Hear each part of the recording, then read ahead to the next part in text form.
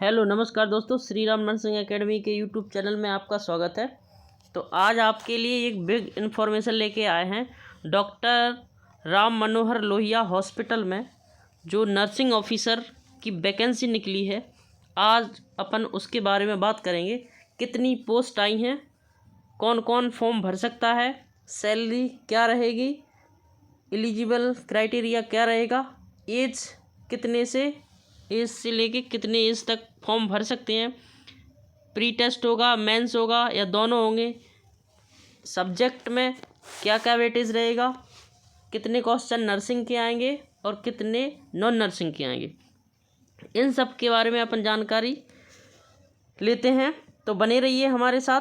Channel को like, share और subscribe ज़रूर करें, जिससे कि आने वाली इन्फॉर्मेशन और क्लास आपको उसका नोटिफिकेशन मिल सके। तो अपन बात करते हैं आरएमएल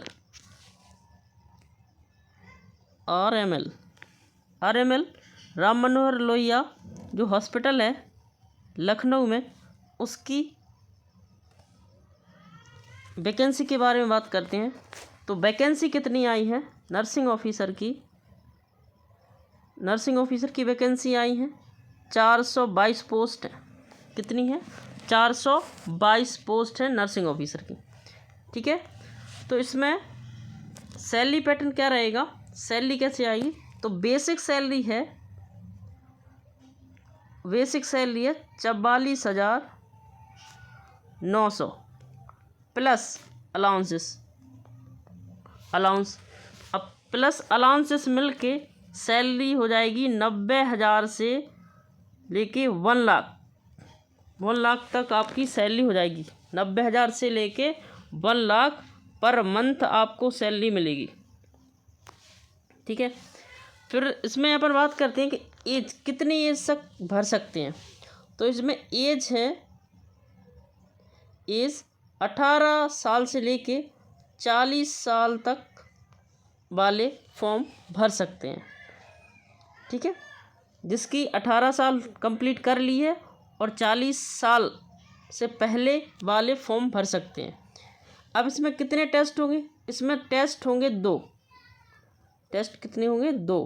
प्री होगा पहले, फिर प्लस, फिर मेंस होगा।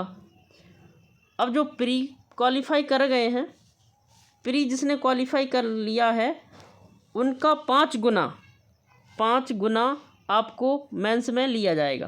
अगर आपने प्री क्लियर कर लिया, फिर आपको मेंस में एग्ज़ाम देने के लिए एलिजिबल किया जाएगा। ठीक है, तो इसका एग्ज़ाम पैटर्न क्या है?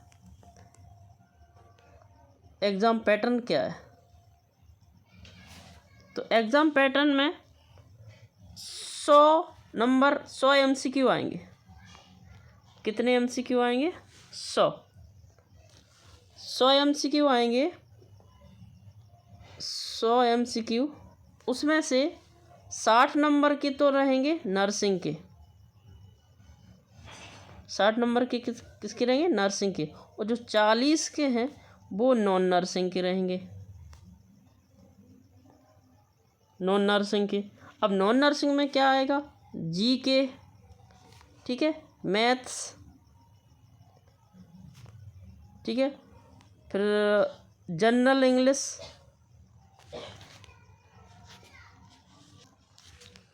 और रीजनिंग। ये आपके 4 सब्जेक्ट में से 10 नंबर की जीके आएगी, 10 नंबर की मैथ्स, 10 की जनरल इंग्लिश और 10 की रीजनिंग। तो 40 नंबर का नॉन नर्सिंग आएगा और नर्सिंग के 60 क्वेश्चन आपके नर्सिंग के आएंगे। इसलिए आप लोग तैयारी में लग जाइए, अच्छी से तैयारी करिए, नॉन नर्सिंग की भी तैयारी करिए और नर्सिंग की भी तैयारी करिए। अगर आपके 50 से मिनिमम 50 से लेके अगर 70 के बीच में नंबर आ रहे हैं तो आप प्री क्वालिफाई कर जाओगे, इतना मैं कह रहा हूँ। ठीक है, इसलिए आप पढ़ाई करते रहिए। और हाँ, इसमें कौन कौन एलिजिबल है, जीएनएम वाले या बीएससी वाले, उसके बारे में बात और करते हैं। इसमें जिसने बीएससी नर्सिंग कर लिया है, ठीक है, और प्लस रजिस्ट्रेशन है, उसका रजिस्ट्रेशन है, ठीक है, वो फॉर्म भर सकता है। पर एक कंडीशन है, यूपी वाले सेम कैटेगरी से जाएंगे, सेम कैटेगरी से भर सकते हैं, ठीक है। लेकिन जो अदर स्टेट वाले हैं, वो सिर्फ जनरल से जाएंगे, जनरल में काउंटिंग होगी। अदर स्टेट वाले केवल जनरल में काउंट होंगे, और जो यूपी वाले हैं वो उनकी जो कैटेगरी है उसी कैटेगरी में काउंट होंगे। पर इसमें जीएनएम वाले भी फॉर्म भर सकते हैं, जीएनएम वाले। लेकिन जीएनएम वालों के लिए प्लस क्या होना चाहिए, एक्सपीरियंस मांगा है। कितने वेडेड का मांगा है, 50 वेडेड का मांगा है, 50 वेडेड का। पर कितने ईयर का मांगा है, कम से कम 2 साल का एक्सपीरियंस मांगा है। अगर आपके पास जीएनएम है प्लस 2 साल का एक्सपीरियंस है, 50 वेडेड का है और रजिस्ट्रेशन के बाद का है, तभी आप एलिजिबल हैं, वरना आप एलिजिबल नहीं हैं। तो बीएससी नर्सिंग वाले डाल सकते हैं और जीएनएम वाले भी फॉर्म भर सकते हैं। तो इसकी डेट कब से स्टार्ट होगी, तो डेट नोटिफिकेशन आने वाला है। इसकी जो स्टार्ट डेट है, स्टार्ट ये कब से होगा, ये होगा 20 नवंबर 2025 से इसके फॉर्म भरे जाएंगे। 20 नवंबर या फिर 21 नवंबर से फॉर्म आपके फिल होंगे, ठीक है, 2025 से। कब तक भरे जाएंगे, लास्ट डेट कब रहेगी इसकी, तो 21 नवंबर से अगर फॉर्म भरेंगे तो ये 21 दिसंबर तक आपके फॉर्म भरे जाएंगे 2025 तक, क्योंकि 1 महीने का टाइम देंगे वो, ठीक है।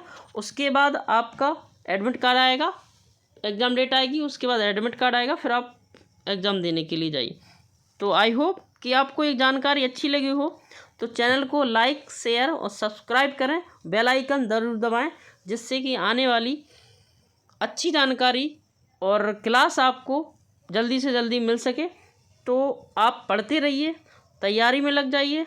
आप डेली कम से कम 6 से 8 घंटे पढ़ाई करिए, उसमें से भी आपको कम से कम 500 MCQ डेली प्रैक्टिस करके निकालना। चाहे वो आप PR यादव से करिए, ठीक है, एक PR यादव बुक ले लीजिए, उससे करिए, या फिर टारगेट हाई से कर लीजिए, टारगेट हाई, ठीक है। ये 2 बुक आपके लिए बेसिक मजबूत करेंगे। अगर इसके अलावा अगर आपका बेसिक मजबूत है तो फिर आप NCLEX पे जाइए, वरना मत जाइए, ठीक है। लेकिन आपने अगर PR यादव और टारगेट हाई बुक पढ़ ली है तो आपका सिलेक्शन होने से कोई नहीं रोक सकता। इसलिए तैयारी करते रहिए, लगे रहिए। अगर आपको ये जानकारी अच्छी लगी तो चैनल को सब्सक्राइब करें और अपने दोस्तों के साथ शेयर ज़रूर करें, जिससे कि ये जानकारी उन्हें भी मिल सके कि वैकेंसी आने वाली हैं। 21 तारीख से आपके फॉर्म भरे जाएंगे, ठीक है। थैंक यू दोस्तों, और क्लास को शेयर ज़रूर कर दें, ठीक है। मिलते हैं अगली क्लास में एक और अच्छी जानकारी लेके या फिर कोई क्लास लेके हम आपको आएंगे। और अब की क्लास है डेली क्लास आपको यूट्यूब पे ज़रूर मिलेगी। और हाँ, एक जानकारी और दे दें आप लोगों को कि डेली यूट्यूब पे क्लास आपको मिलेगी, पर उन क्लासों में कंटेंट ऐसा रहेगा कि आप एग्ज़ाम में जाते हैं तो उसमें क्या है, जो कोरिलेट करके जो ऑप्शन आते हैं ना, उसमें आप लोग कंफ्यूज हो जाते हैं। तो इसलिए कंफ्यूज ना हो उसके लिए हम एक क्लास लेके आएंगे। इसमें से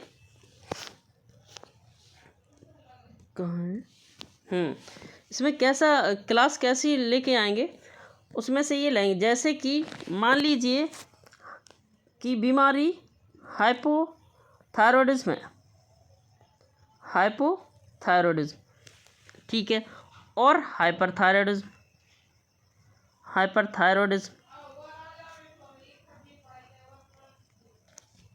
ठीक है। तो इसमें जो हाइपो के सिम्टम रहेंगे और हाइपर के सिम्टम रहेंगे, जी अलग अलग हैं, लेकिन उसमें से अगर उनने पूछा कि हाइपोथायरॉयड का कौन सा सिम्टम है, एक वो ऑप्शन में देंगे हाइपो के और बकाया 3 ऑप्शन देंगे हाइपर के। तो आपको एक कोरिलेट होके पहचानना है, ठीक है।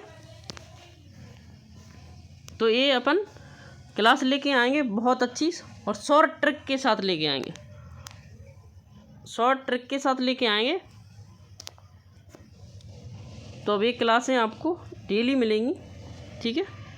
थैंक यू दोस्तों, धन्यवाद। चैनल को सब्सक्राइब ज़रूर कर लें, धन्यवाद।